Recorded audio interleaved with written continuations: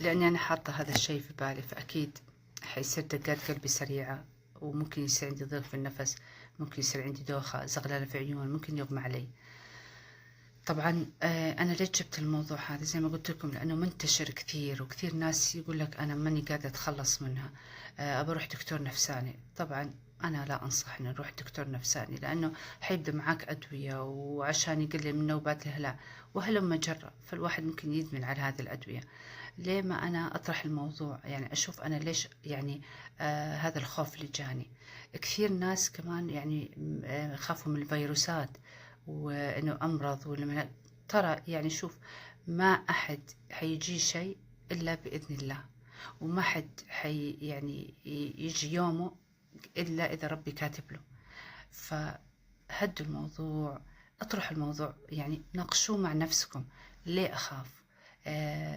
يعني ليه أخلي الموضوع هذا يقلقني، يخليني قلقان وأفكر فيه دائما؟ ليه أخليه بالعقل الباطني؟ زي ما قلت لكم، إذا هي فكرة تطلع من المخ، لكن إذا قعدت في العقل الباطني حتضلها ترجع وتتأن وتأن وتأثر علي وعلى نفسيتي. بعض الناس يتقوقعون على نفسهم، بعض الناس ما يبغون يطلعون ولا يروحون لحسن تجيهم تجيهم عدوى فيروس ولا أي شيء. في بعض الناس حتى ما يدخلوا المستشفى تجيهم نوبات الهلع. ليه؟ طب ما أنت جاي عشان تتعالج إذا عندك شيء. إذا ما فيك شيء ليش أقعد أروح؟ إذا أنت تخاف من المستشفى لا تروح، إذا ما فيك شيء، إذا أنت سليم.